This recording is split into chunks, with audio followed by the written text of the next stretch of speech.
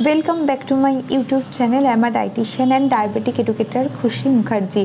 आज যে বিষয়টা নিয়ে কথা বলতে চলেছি সেটা হলো ইউরিনারি ট্র্যাক্ট ইনফেকশন। আপনারা যারা যারা ইউরিনারি ট্র্যাক্ট ইনফেকশনে ভুগছেন তারা কি ধরনের খাবার খাবেন, কি ধরনের প্রিকশন ইউজ করতে পারেন বা কীভাবে চললে অনেকটা এই সংক্রমণের হাত থেকে রক্ষা পেতে পারেন। ফার্স্টেই বলে দিই, ফার্স্ট লাইন থেরাপির মধ্যে ডক্টরকে দেখানো এবং অ্যান্টিবায়োটিক নেওয়া এটা হলো সবচেয়ে আগে কাজ। কিন্তু যখন সেরে গেল বা অ্যান্টিবায়োটিক খাওয়া আপনাদের ফিনিশ হয়ে গেল তখন আপনারা কি প্রিকশন নিতে পারেন। সেক্ষেত্রে হচ্ছে ফার্স্টেই মাথায় রাখতে হবে হোল গ্রেন খাবার অতি অবশ্যই খাবেন। মনে করুন ওটস খেতে পারেন, ব্রাউন রাইস, কুইনোয়া ইত্যাদি খেতে পারেন।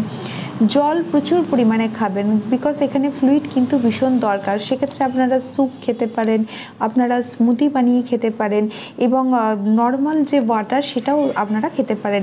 ভেজিটেবলস খাবারের মধ্যে অতি অবশ্যই রাখবেন, পালং শাক রাখতে পারেন। প্রোবায়োটিক খাবারের মধ্যে অতি অবশ্যই রাখবেন। প্রোবায়োটিক হচ্ছে গুড ব্যাকটেরিয়া, যেটা আমাদের গাট হেলথের জন্য ভীষণ দরকার এবং তার সাথে কিছু ভিটামিনস আছে যেটা ভীষণ প্রয়োজন, যেমন মনে করুন ভিটামিন সি, ভিটামিন D3 এবং মিনারেলসের মধ্যে জিঙ্ক হচ্ছে ভীষণ দরকার। এছাড়া আদার ভেজিটেবলস কিছু সঙ্গে রাখতে পারেন, যেমন মনে করুন বেল পেপার রাখতে পারেন, তারপরে হচ্ছে জুসিনি রাখতে পারেন, এই ধরনের ভেজিটেবলসকে রাখতে পারেন। এছাড়া গোট ফ্যামিলি ভেজিটেবলস যেমন মনে করুন লাউ, চাল কুমড়ো ইত্যাদি খেতে পারেন, এগুলো ইজিলি ডাইজেস্টেড।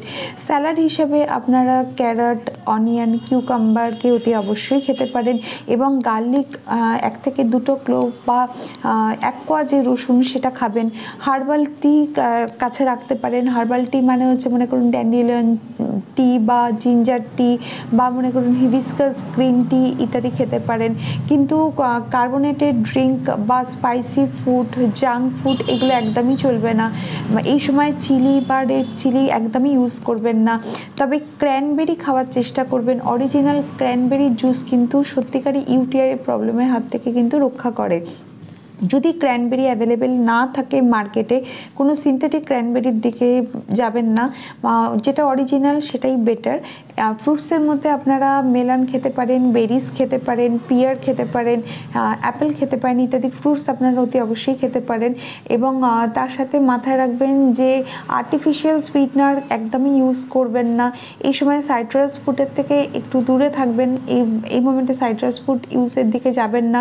এবং হাইজিন হচ্ছে এক্ষেত্রে সবচেয়ে বড় জায়গা, যেমন মনে করুন টয়লেট হয়ে যাওয়ার পর ওয়াশ করা এবং কটনের কোনো কাপড়কে ইউজ করা এবং যখন আপনারা ইন্টিমেট হচ্ছেন তারপরে ইউরিন পাস করা, এটা কিন্তু ভীষণ